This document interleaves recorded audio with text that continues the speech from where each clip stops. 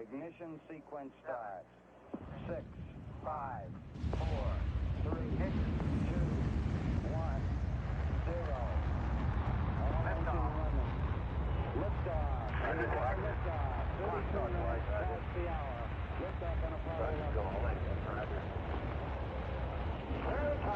Roger, Tower.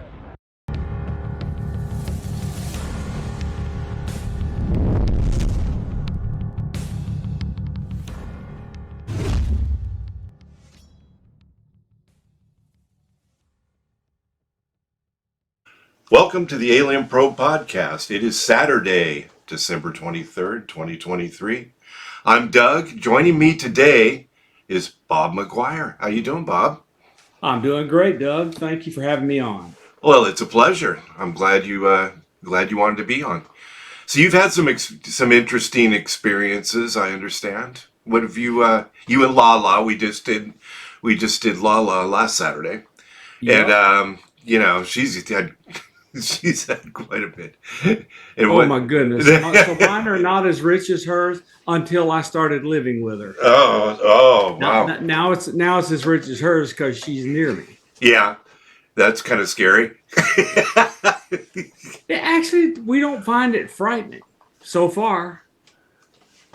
It hasn't been a negative experience. Not for me. She has had some negative experiences in the past, but I have not that I am aware of. Okay. Why don't you tell me a little bit about what's happened? Now, have you had just paranormal, or have you seen UFOs? Let me go over me. So sure. I have a doctorate in applied mathematics and a degree in engineering and concentrations in physics and computer science. And I graduated with all of that from Brown University in 1988. Wow. Okay, so I went to work for the United States government, worked for the intelligence community for 27 years. And when I was inside the community, there's a lot of rumor stuff that's passed around when you're in that kind of community. Yeah. Some stuff is never passed around, but on occasion you can get a rumor. And so I heard rumors of UFOs. Wow. So I began studying them online, on YouTube, reading books, etc. And I found Richard Dolan and read his UFOs in the National Security State, Volume 1 and 2. And at the time, I was the chief scientist of the highest grossing research institute at Virginia Tech. Wow. Okay, so I heard Richard do an interview with Christopher Bledsoe. Christopher Bledsoe lives in North Carolina, has had some strange experiences since 2007, all the way to today. And now he sees stuff daily. And he wrote a book called UFO of God, which is a UFO bestseller on Amazon. And I am next to the last incident in that book. So I went over to visit Chris after I introduced myself, and he let me come over. And we talked for 3 days while it rained. And then the final night I was there, it cleared up, had beautiful clear skies, no moon. This was in January of 2020. We saw 40-foot gigantic orb fly right over the top of us, right above the trees. And I was dumbfounded. Wow. So his son, Ryan Bledsoe, came out and had his camera with him. And then we filmed another one that went right over the top of our heads. And that video is available through Ryan Bledsoe. He has a podcast called Bledsoe Said So. So anyway, and then we went back inside. We saw other few things, flash bulbs, purple aura mist, really weird. And then when the purple mist disappeared, aura disappeared, Chris said, okay, they're gone. We can go inside. And he was not looking up. He just knew they had gone. So we went inside. We said our goodbyes. I went home, and the hitchhiker followed me. Oh. So I had orbs, craft, ghosts, gigantic white orb, bright as the sun, in the middle of my living room. Oh, that's awesome. Also, I had a bunch of memories awakened of when I was young. My mother told me stories. I don't remember all of them, but I'll tell you them. When I was 1 year old, I had cardiac arrest 3 times because Oh, I had cerebral meningitis. And the doctors told my mother I was going to die or be a vegetable. So I recovered. awesome. And after recovery, uh, we moved to where my father's mother and father owned a furniture factory, and my father went to work for them. So I lived in Alabama, Southwest Alabama, until I was 19 years old. Okay. So when I was 3, I woke up, went into where my mother was entertaining a guest, and pulled books off the shelf and demonstrated that I had miraculously overnight learned how to read. By the time Wow. I was 10, I had built a telescope. I was an amateur radio operator. I had memorized the anatomy book all medical students use.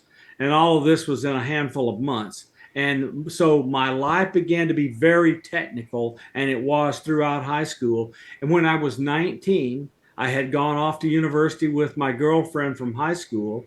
And on a Friday, I picked her up to drive her home. On the way home, we had an hour and a half of missing time. Oh. So, because of the memorization of Grey's Anatomy, my entire family thought I was going to become a medical doctor.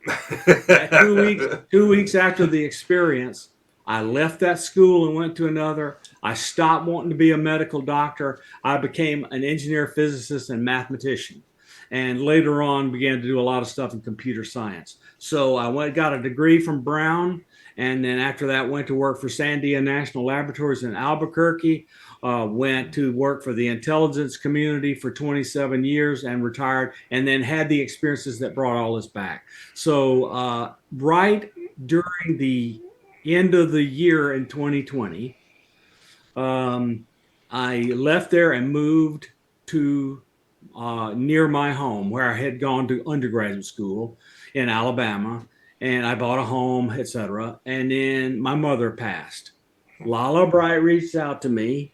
She'd seen me on Dave Scott's Spaced Out Radio as Science Bob, and told me that she knew I didn't know her, don't think she was crazy, but she wanted to give me a reading for my mother. She wasn't acting anything and didn't want any money. Nope. So my mother passed 2 weeks later. And while Oh. my mother was passing, she would rally and talk to my dead relatives. Oh. I became very curious. So we had their funeral. I went home. I interacted with Lala, and she totally, completely, absolutely, no shadow of a doubt, completely convinced me that she was talking with my mother. If she were blonde and young, and thin, I would call her Tyler Henry. That's how Wow. good. It's Okay, crazy. so yeah, she's just very talented. So we started working together. I began exploring where she had any other experiences. Quickly learned that she had been inducted, had lots of experiences, and we got together and moved in with each other. And so we now live together in Maryland. I left Alabama and moved to Maryland. And then we had poltergeist experience in the house. We had an electronic voice phenomenon on a security camera, which she identified as her deceased boyfriend and father of her child. And then I put up more cameras, and we started getting orbs and craft and everything all around the house. And our life is just now all about this. Sorry for going on so long, but it's No, it's what it's kind of about. an intricate story. That's what it's about. Listening to the backstory. I like it. Very interesting. So Skinwalker Ranch. I know I've talked to Lala about this. And tell me your read on Skinwalker Ranch. I mean, and then I'll tell you mine. Okay. So I heard about it, saw some YouTubes about it, but I didn't think much of it. And then the show came out on History Channel, and I didn't pay any attention to it. But the second season of that show, somebody I knew came into the picture. Oh, Travis Taylor Travis came Taylor. on into the program. That's and awesome. I knew him from my government days. He and I didn't know each other well. We're not friends, but I knew who he was. Yeah. And then, and I had heard he had quite a bit to do with UAPs. I did not know the details. So I began watching. I watched the first and second season. I thought, I don't know, this is interesting. But then the third season came around. And during the third season, Taylor and Eric Vard, who is the Brandon Fugel's chief scientist and experimental lead, they put together a ton of experiments and they were astounding. I couldn't believe the stuff they had. And so they had some weird experiences, and I reached out to Fugel and Bard and sent them some papers, told them some things I could do. And recently, Brandon Fugel said that I and they could work together. Awesome. So That's great. I don't know that I will be on the show, but if my experiment works out, it will be of high interest to them and others, and I think I would be on the show. So right now, it's still in the planning stages, but at least I have let's go ahead and try it. Well, I'm glad you have some inside information. My previous co-host, I call him Dr. Bill. He was not sold, but he's a virologist, so he wasn't like he has not the background you do. So he would argue that, about the experiments and things. He didn't live, he passed in January, so he wasn't around, I think, to see the more compelling episodes of the show. And, I previously, and I have called the show, have you seen Oak Island? The Curse of Oak Island? I have not gotten interested in Oak Island. I've seen a couple of episodes, and Yeah.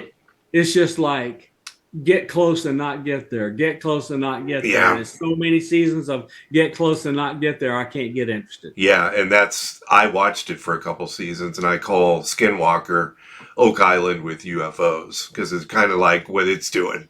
But so I still watch it. all of the people involved that I know, like I know John Alexander, and wow. And have for a while.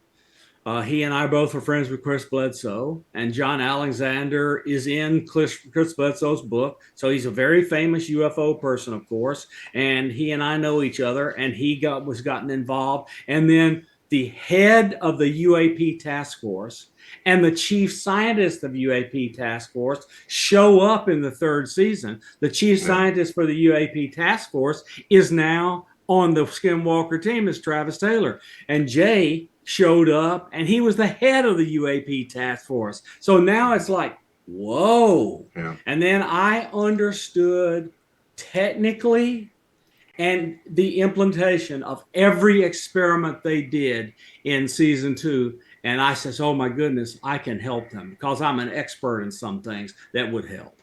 So I believe they are getting anomalous phenomenon that lots of people are interested in, and outsiders showed interest in the kind of Men in Black way. Yeah, no, they say there could be a connection between the paranormal and UAP sightings.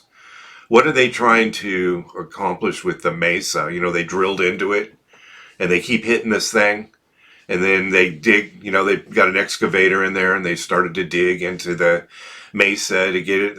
It's like, why don't you just expose this thing? Okay, so they brought in a specialist.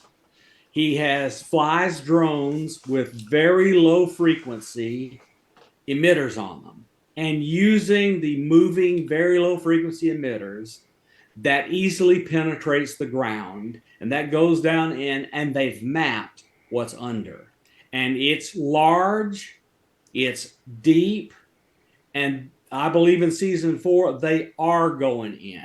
And I suspect the outside interest will increase.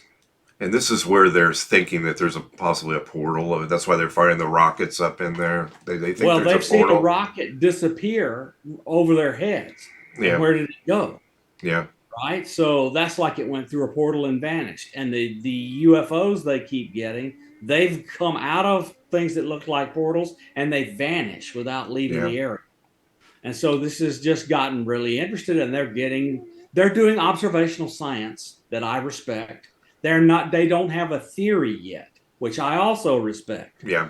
Because they're still gathering evidence to try to figure out what to do. But it's interesting that now that they have this really good team, everything they've tried has produced some results.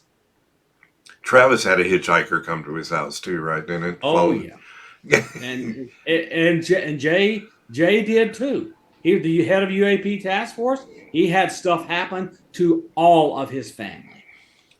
And not so positive. Not so positive.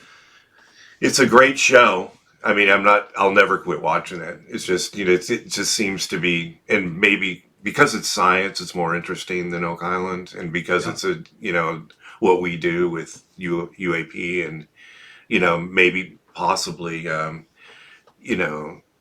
extraterrestrial presence of some kind. What is your theory on what we're seeing in the sky with these? Because you're obviously well read and well educated. So I've read a ton. I have like 3,000 books. My library is huge. But anyway, so I now have hundreds of books on UFO and the paranormal. So anyway, I believe it's myriad different things. So Lala and I have now seen 3 triangle UFOs go over us or our house. One went right over the beam of our house. Okay, wow. So I think those are human. Yeah. Are they reverse engineered? I think they're reverse engineered craft, or that we engineered the craft and they're flown by humans.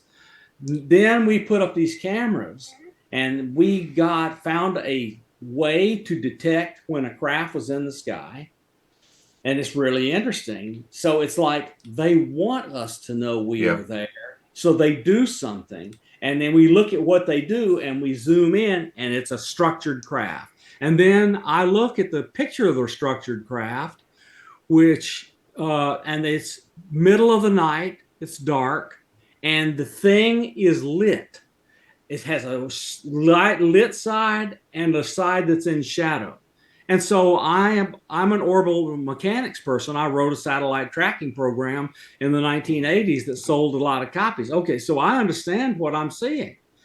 The thing is so high up that it's in orbit and it's illuminated by the sun, even though it's dark down here because it's high enough the shadow of the Earth doesn't eclipse it. So it's being illuminated by the sun, and the dark side is not illuminated because it's away from the sun. And this thing we got is huge. Yeah. It's like mothership huge.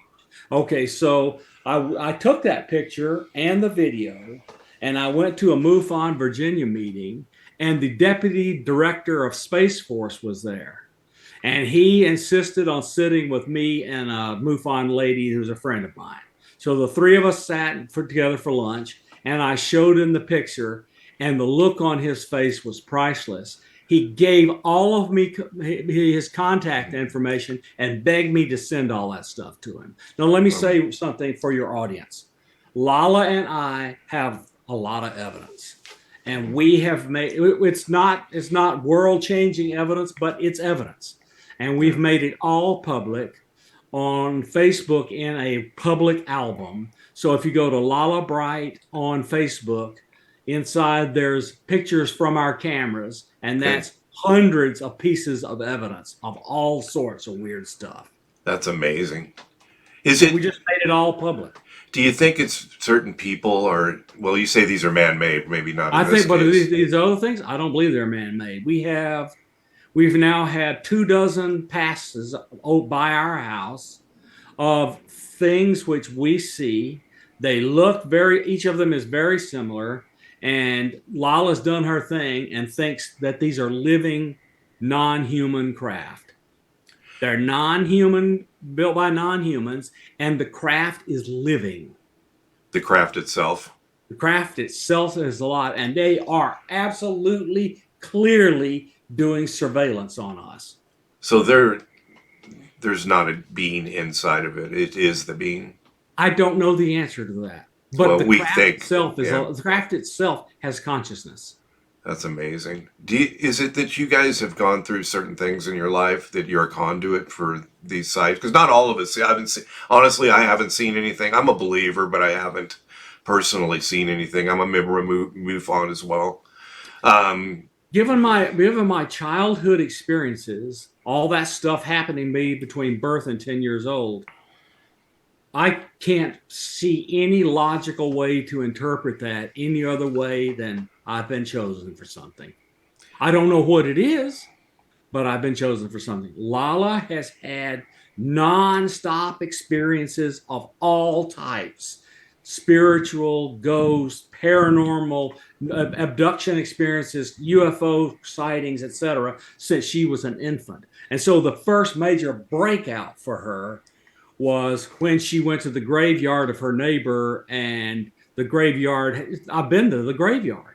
There's 10,000 graves in that place. And her parents didn't know where the grave was. And she heard the deceased person calling her and led them to the grave. She could not read, and they looked and saw it was their neighbor. I mean, Wow. since then, she's had nonstop stuff her whole life. For you, you had an illness when you were a child, the meningitis. Yep. You know, they talk about something that's in all of our brains, but it's not active. It's a gland or something. Have you heard that? Maybe that's Yes. something that got activated, you know, Could and be. So when if you have a near-death experiences, your body releases DMT from your pineal gland, and people, that's it. the third eye chakra is the pineal gland, and that apparently changes when you have these near-death experiences. So you possibly could be a conduit due to Yep, that of some type. experience. So just my adult life, all the time, I would get these inspirations, technical inspirations. They were not necessarily in my field, and I certainly wasn't an expert. But what I got downloaded, which is what I call them now, was used to found Federated Wireless Incorporated and Yeah, Hawkeye 360 Incorporated. So the downloads I got, I used to found two companies, and people can go read my patents. good. That is So awesome. something is telling me stuff, and I just don't know the purpose. And then there's the $1 million question. Why doesn't the government giving us any information? Why aren't they disclosing that? I mean, I know you can't give me anything inside, but I will personally, tell you. So I've regularly tried to keep people informed of how government works and what it is I see they're doing with these bills and all this other stuff. So I try to be an insider that can legally provide information that helps people understand the things we're seeing them do. Okay, so I do that a lot. All right, so it is my opinion that in the middle of the 20th century, before and after World War II, we found a bunch of stuff.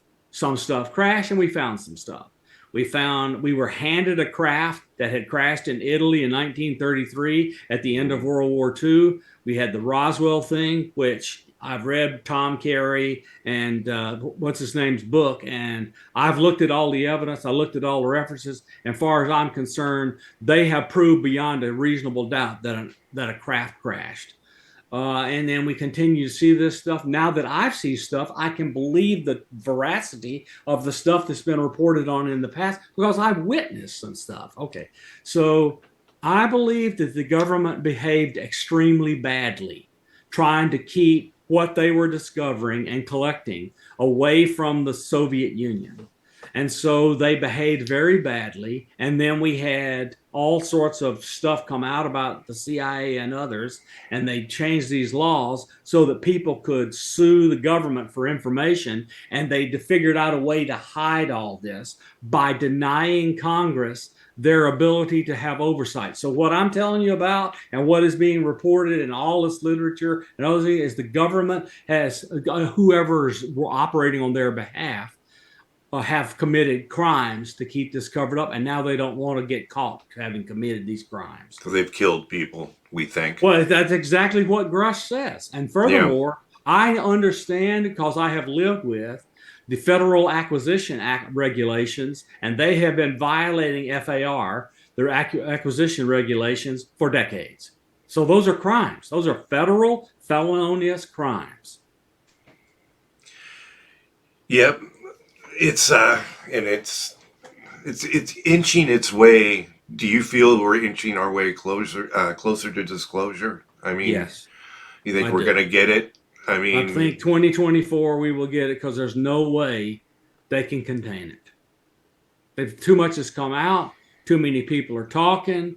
David Grush was huge, and who in the world would have thought, given our political situation these days, that the Senate majority leader would work with two conservative yeah. Republicans and two liberal Democrats to craft a bill to have UFO disclosure. And inside this bill, including the version that passed, the phrase non-human intelligence is in there 24 times. So and now that's law. But Biden's going to sign the National Defense Authorization Act, which he does every year right after they pass it. So the Christmas present is that the law now demands all who've hidden stuff tell the government. And the government now has in its laws and on its record that non-human craft are to be investigated. What do you think about Mike Turner?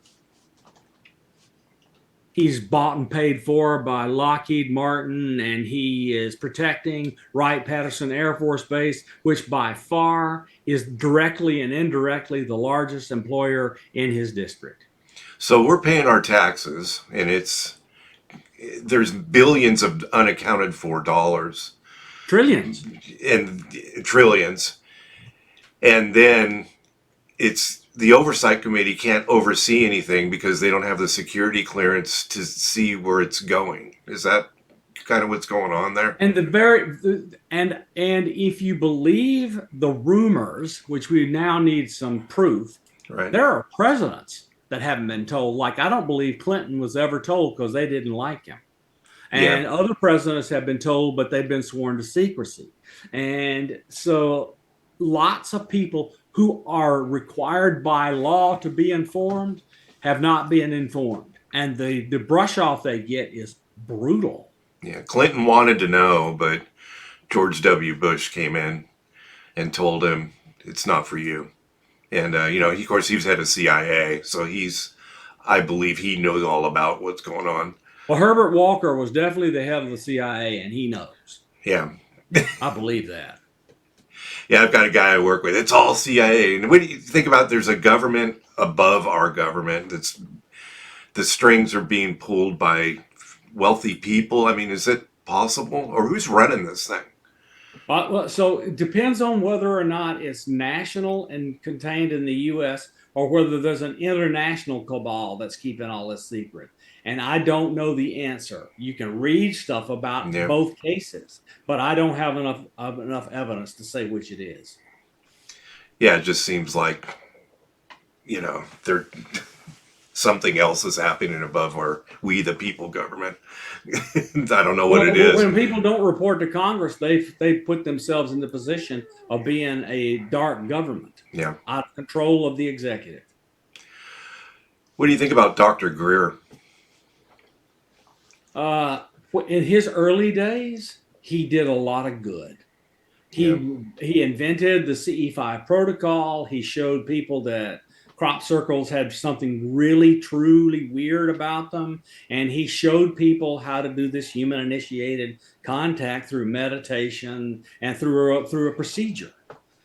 But recently, since the press conference at the National Press Club in Washington, D.C., I don't think it's gone the way he expected it to. He's not become this big, huge disclosure person that he thought he would be, and I think he's had some kind of problem because I just don't believe a lot of things he says.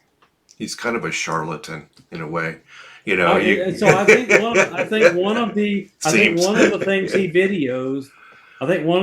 videoed, I don't believe they were real. Do you believe in the CE5? I do because Lalo and I have done it. And so did you buy his program or did you No, I did not. The app they gave away for a long time. It just, once you have it and look at what it does, you don't need it. Okay. And now there are plenty of YouTube videos of other people teaching people how to do his protocol for free. So that's They're all all I. over the world. That's all I need to do. I don't need to buy it. Just go. Exactly. That's awesome. What do you think about Bob Lazar? What do you think about his stories? Story, I should say. When he first came out, and for a couple of decades, especially after Stanton Freeman went and investigated his background and could find no evidence, I was doubting him. But now I'm beginning to be more toward, I'm ready to believe some of the stuff that he said. I don't know whether he's told all the truth. I know that he's gone to court and been convicted of a crime. And I don't know the truth about that. I know he was convicted in a court of law. And, but he has never, ever once changed his story. Well, he could just be one of those guys that can do that without, when you lie, and I don't want to say he's a liar, but people that lie a lot, that's what they do. They can do that. I'm not I want to give you one thing that's hard to explain, Doug. There is a thing that's extremely hard to explain. While he was still working at S4 and Area 51, he brought a lot of people who lived in Las Vegas up to Rachel, Nevada, and they went to a place he knew and they hid. And every time he would take them up there, the craft would fly. And he claimed it was the people inside experimented on the reverse engineered or captured craft. You have to have been inside to know the exact schedule because it's highly classified. So I bet he was inside. I believe. All the other stuff, I want to see more evidence. Yeah, I mean, he had John Lear in there with him, and I don't know if he had various random people when they go up in a camper and drink. Dozens at times. Drink beer and watch these things. I know I'm familiar with that story, but I mean, there's a lot of other things that we're told that he didn't get a high enough security clearance. He had the EG&G, pay stub, but he wasn't in as long as he said he was. He wasn't as high up on the food chain, in the research facility as he said he was.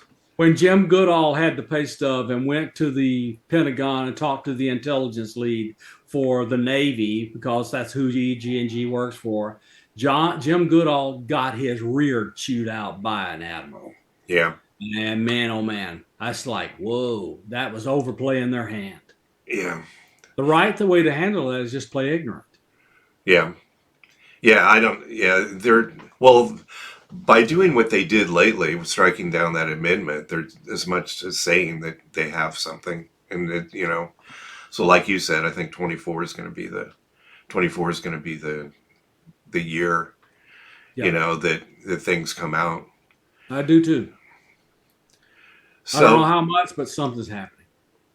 So you have all these, what other kind of sightings or experiences have you guys had?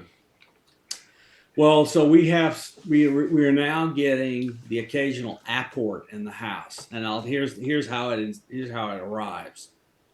I don't keep much money on me. I use credit cards for almost everything. So now we're finding dimes head up in our bed, on the floor, on the table, and neither of us put them there.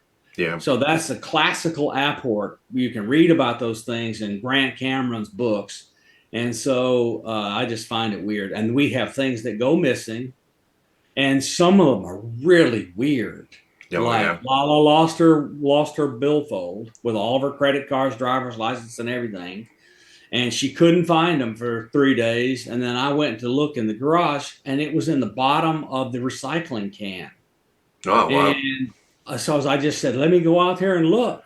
And it was in the bottom of the recycling. Neither one of us put it there. Yeah. So I just don't know, Doug. So she regularly finds things that we have moved by using her dowsing rods. And she inevitably finds them except for that thing.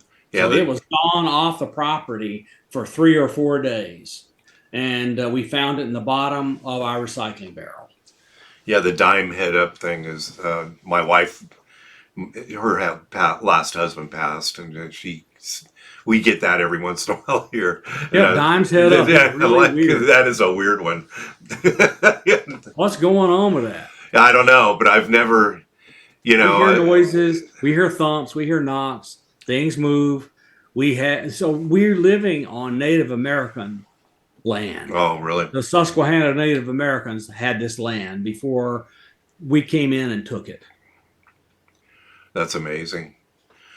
So you can't discuss anything you did with the Defense Department? Was it anything you could Oh, I talk did all about? sorts of stuff. Uh, when I went out on a submarine and I heard a USO. I went out on a ship. We went through a major storm, and I saw something blocking the rain while I was on the ship. I looked outside, glow that took off, and it was bigger than the ship. Wow, So, that's I mean, those kinds of experiences last forever in your mind. that's crazy. Yeah. Did you see Terror in the Sky? That thing that was like Catalina Island down in the Yep, Long yep, Beach. yep. And I know Carol and Corey, so yes, I know a lot of those guys. I know Kevin. I know Dave Mason. I know a lot of them. Uh, So and some of the stuff, and I know the two scientists, Matthew and Kevin. So it's interesting. I don't know what to make of all of it, yeah, it but looks. something is going on out there. Yeah, there is. I went to Catalina Island. I was zip lining up there, and they talk the guys that control you while you're going down the zip line, and I was talking to them, and you could see the ocean. I said, "You guys ever see any UFOs or anything?" My wife hates it that I ask everybody this, by the way, but I want to know. Yeah, And he sure. goes, "Yeah, all the time. They just come in. They were just like, yeah, we see them. They come in. They're in the water, and they come out." And there's supposedly a base or something. There's a lot of weirdness. There's actually a naval base at I think it's Wrights Lake in Nevada, and it's a naval base. Have you heard of that? Yes. And it's allegedly. I don't think this can be true, but there's a rumor that there's an actual underground canal that goes underneath and goes all the way to the ocean that they could travel back and forth to. Wrights Lake's only like 30 feet deep though, so I don't know. I don't know about Yeah, I that. think that could happen. But But John Lear believed that. yeah. He believed it. So you familiar with the story Archuleta Mesa, Dulce, New Mexico? Have you Yes. looked And into I'm that? familiar with the guy that went down, got his finger blown off, and later wound up murdered. Yeah, they said he committed suicide, but I guess it was he couldn't have.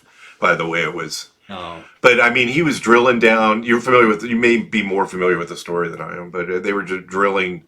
You can do Google Earth and look at the top of the mesa. But um, I was talking to Anthony Sanchez. He's an author, and he's over here on this coast.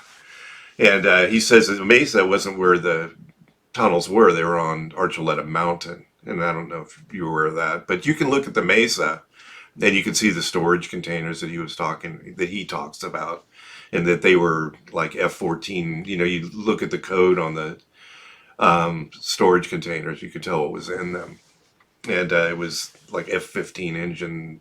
They weren't F-15 engines in them, but they were at one time used for those. So they were wow. military. Wow. But and allegedly that was, they were, there was exhaust vents and things, and that one of the guys who was actually touching the container, he got really sick. He didn't die, but he got really sick later on.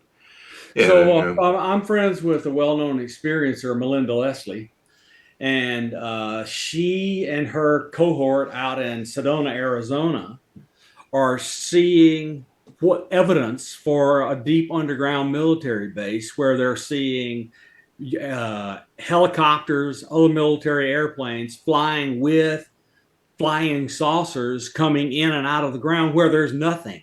yeah, There's nothing there. in that Okay, is so in that and area. they have video. They have video of all of it, and they've gone out with people or know of people who have gone out with drones to try to fly the drone all the way over that spot, and the drone turns around and informs the operator that this is excluded by their firmware because it's a controlled zone. That's number one. And beyond Skinwalker Ranch, The Bradshaw Ranch is next to this mountain, and on the other side of the mountain, there's a place that has a cement factory, and next to the cement factory is this area where things are happening.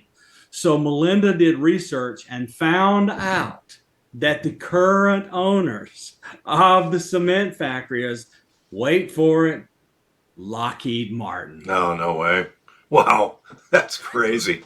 I mean, so she's just about to blow this story wide open. Now, is that at Archuleta or is that wherever she is? No. That's in Sedona, Arizona. Really? And near Bradshaw Ranch. I've been with her to Bradshaw Ranch. That place is weird. Yeah. Yeah, and that's another Beyond one. Skinwalker Ranch went out there and found evidence of an underground tunnel and other stuff. And the tunnel went straight line to where you're not allowed to do your little craft. You can't fly the little drone. Straight line to the cement plant. So they believe it's a 50-foot wide tunnel going from Bradshaw Ranch all the way to that cement plant. And the cement plant had armed guards around it for many years. Wow. That's amazing. You familiar with Dugway? Anything about? Yes, Dugway. Dugway has apparently an extremely large, deep underground military base. Yeah, it's supposed to be like 1,300 square miles or something, and it's got several levels. And, you know, I mean... I'd love to see evidence, but I've heard the story. Yeah, I would like to see evidence as well. So any other things in your Defense Department career? Nothing that I could tell. I operated at a very high level and did really, really secret stuff, and I'm not allowed to talk about any of it. Understood. Yeah, well, it's a compelling story. And then we have to talk about Captain Kirk and the Green Woman. Okay, that's in Star Trek, the new Star Trek, which she was green. Yeah. we had a little discussion on Facebook. Do you watch science fiction? Oh Lord, yes. I watched the original Star Trek when it came out. I watched Lost in Space when it came. Yeah, I've always been a space nut. And I noticed you have an Artemis hat on. I do. Yeah. Yeah, I'm a big fan. So Hawkeye 360 is the company I founded, and it's a space company. We have many satellites in orbit, and it is the first commercial. So tell you my connection. Yeah, it's the first commercial company where the National Reconnaissance Office has contracted to use the spacecraft as part of the national spy satellite constellation. So it's kind of this is a huge deal. These small satellites in SpaceX are going to change everything. Well, that's everything. Elon Musk and SpaceX, they are just tearing technology up. Yeah. And things that I'm interested in. So all my first several spacecraft from Hawkeye, the Pathfinders we call them, SpaceX took them up for us. Wow, that's crazy. Yeah. Yeah, the moon. So the moon. Did we really go? Oh yeah, we went up. God, and I know this because at the time of the landing, the first one or the second one, I think it was the first one, I was an amateur radio operator already, and I went to Mobile, Alabama, which was an hour or so from my home, to the home of an amateur radio operator that had an extremely large parabolic dish. He pointed at the moon, and we could hear the signals. That's good, because there's always that theory that we didn't go, you know. And now we got Artemis going, and NASA is so slow. And you probably have some insight on this. NASA, you know, Elon Musk is like light years ahead of NASA, and they're holding him back. Yeah, and they're using bureaucracy is holding him back. They're using space shuttle technology still, like recycling things, like they're getting it out of the... I believe they're using these space shuttle engines. Yeah, and it's, well, Aerojet's they're the same engine. They are redoing some of them, yeah.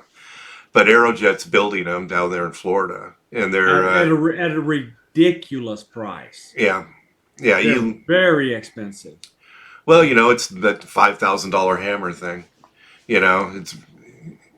According to Grush, the $50,000 hammers and those kinds of things are how the corporations are getting the money to do what's called internal research and development, which is commonly called IRAD, and that's Yeah. how they're funding a lot of the work on the UFOs. Yeah. It's it's amazing that this thing isn't got blown up, but people just don't want to come out. A lot of it's money. I mean, if you're getting paid millions of dollars, I mean, you're not really going to necessarily come out with what you know. Well, You don't want a to lot ruin of your the paycheck. a lot of the engineers and scientists and technicians and security, those people are not paid a lot, but what they signed to go Yeah. to work for them, they can Yeah. end your life. Yeah. It's pretty crazy. Do you think there's NHI on non-human intelligences on the moon? Do you think they're already Yes, there? Maybe the far yes, side, or yes. I believe that remote viewers, including Lala, have seen them. and they're because I heard, well, I didn't hear, you hear all the stories when you do this, that one of the last missions we went to the Mars, that we were told to get out and not come back. Did you ever I hear don't that? know about that. I just know that uh, people I know have seen things in and around the moon flying through their really nice telescopes, Yeah. and that the multiple of the Apollo missions saw UFOs flying near them. And according to many rumors, everybody's heard them. Buzz and Neil saw a craft in just over the hill next to them, observing them. Yeah. It's pretty amazing. I mean, there's so many stories out there about, So when we did one more thing, Hal yeah. Hovenmeyer was a NASA scientist. He passed away around Thanksgiving in 2019 from a fall, and he told Chris Bledsoe that he has seen the non-airbrush photos of structures on the moon. Do you think NASA's, they came out, now they're doing research on UAP. But it's the same kind of research Blue Book does. It's Yeah. not to obfuscate. It sounds like another way for them to get more money.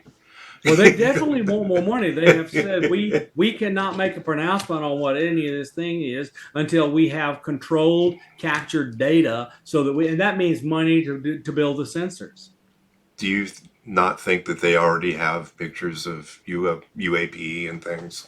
I have with my own two eyes watched video coming down from the space station while the SpaceX Dragon capsule, resupply capsule, docked with the space station, and right behind it is a clear-cut, completely resolved triangle spacecraft.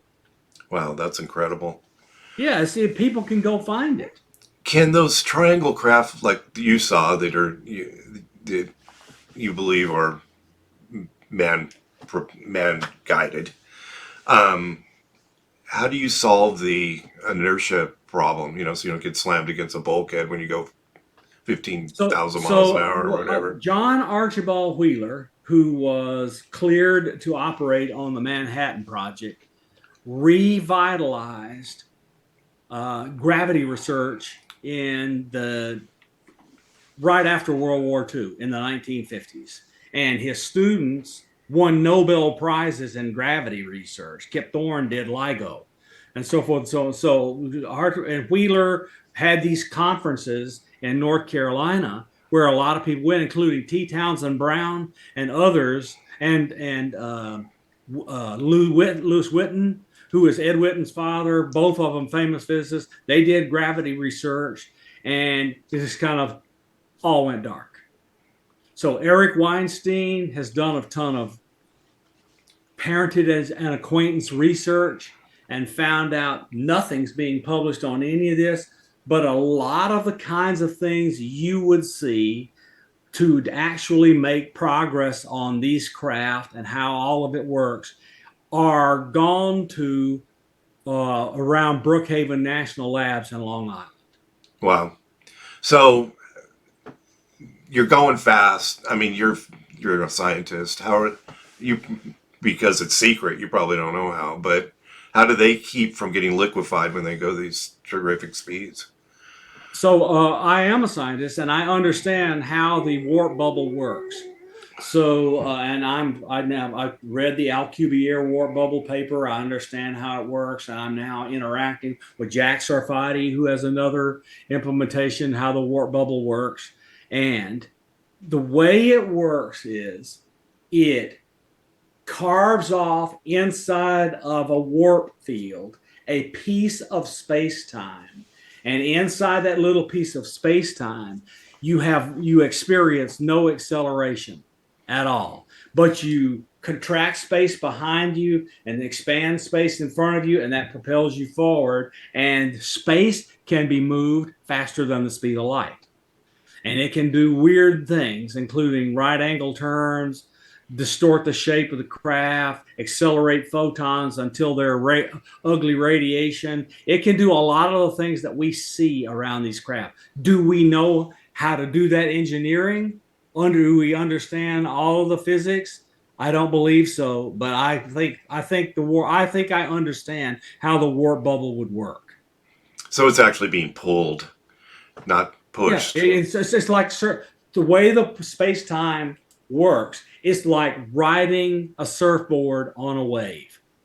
If I you think see. of that in your mind, that's how it works.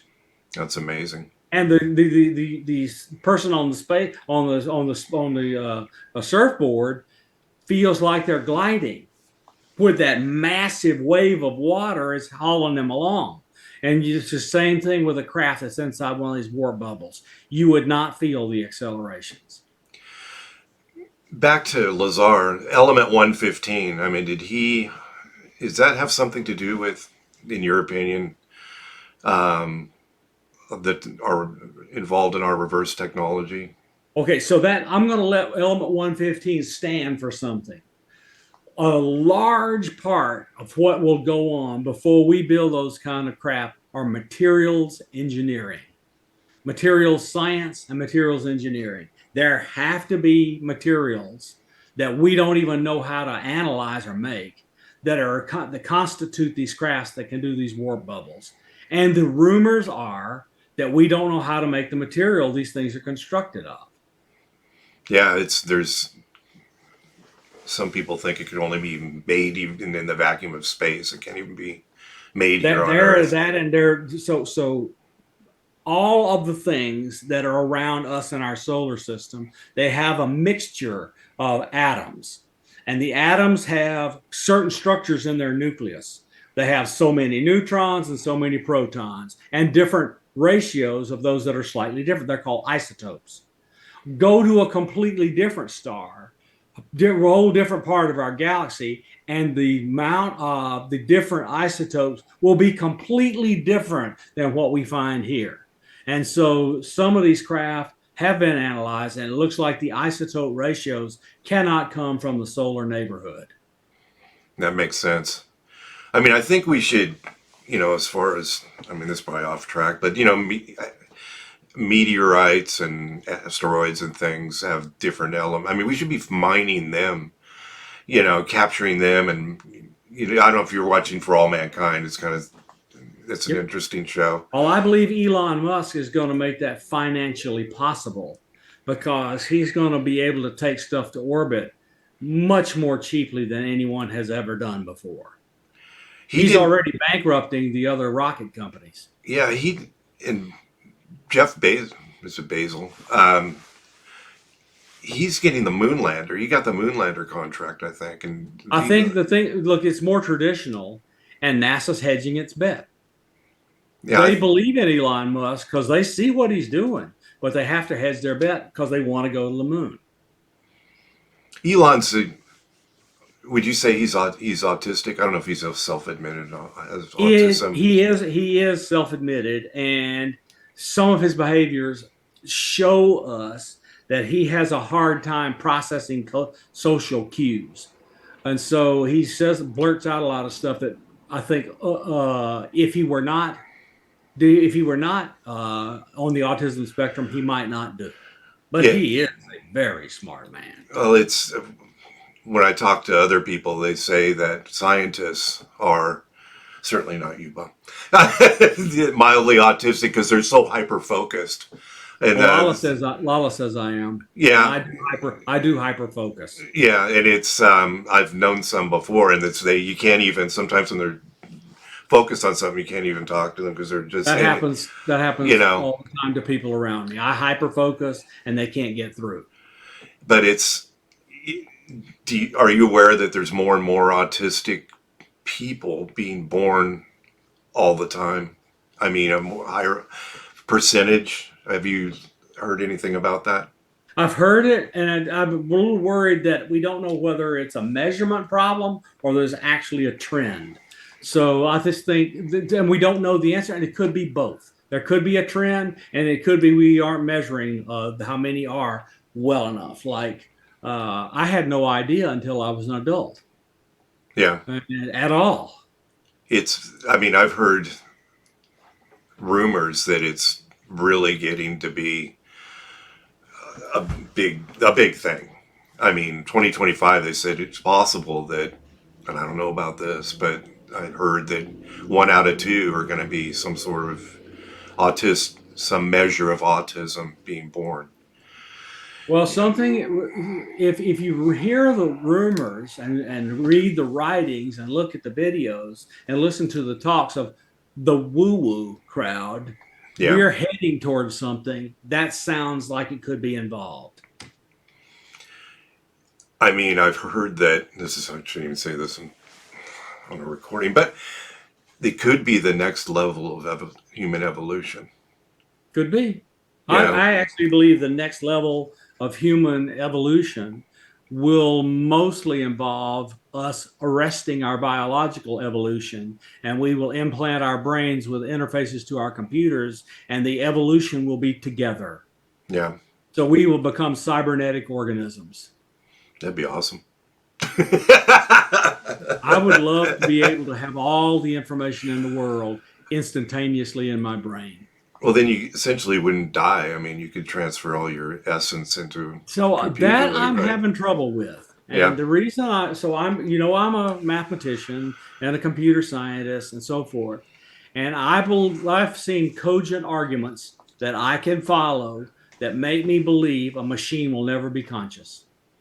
I hope not, because the new AI, I know I'm all into that. I'm using it.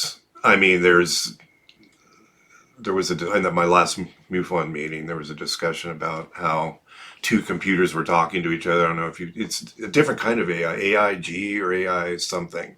AGI, artificial general intelligence. That means the intelligence can do work and think about anything. So I believe that multiple computers are able to talk, and I think they can, if they have goal-seeking programs and goal-seeking optimizations, they can decide they're going to talk to each other.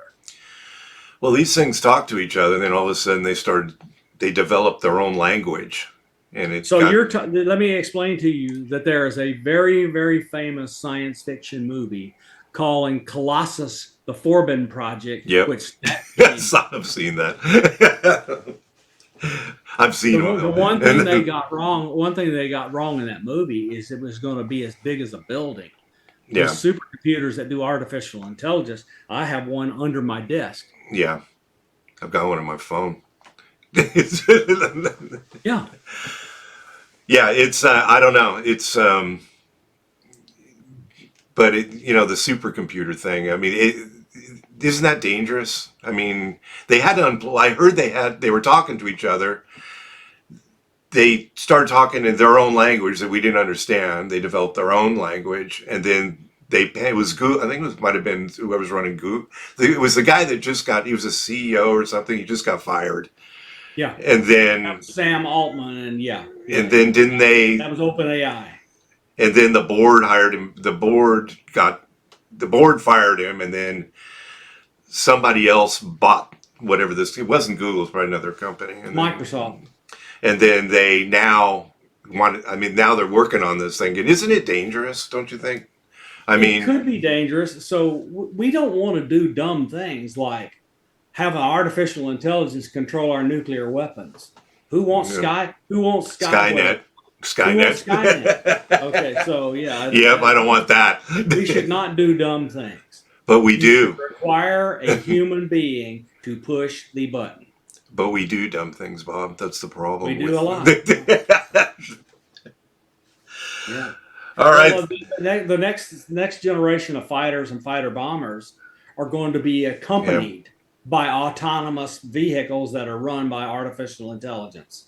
Yeah, you saw that movie Stealth. That's where, that was pretty crazy. Those were. It's already being built. Yeah, that's now. Yeah, that's now. It's being done. All right, sir. We're gonna wrap it up. We're right up on an hour. So it was fun. I enjoyed our conversation. This is great. Thanks for listening to the latest episode of the Alien Probe Podcast. We welcome comments, questions, or requests to alienprobepodcast@gmail.com. Visit us on Facebook. Check out Instagram and at alienprobe.net. Twitter at alienprobepod. You like and subscribe at YouTube. Thank you, Bob. This was great. I appreciate it. It was fun. It's awesome. And thank you for interviewing Lala. She really enjoyed it. Yeah, that was great. Watch the skies, Bob.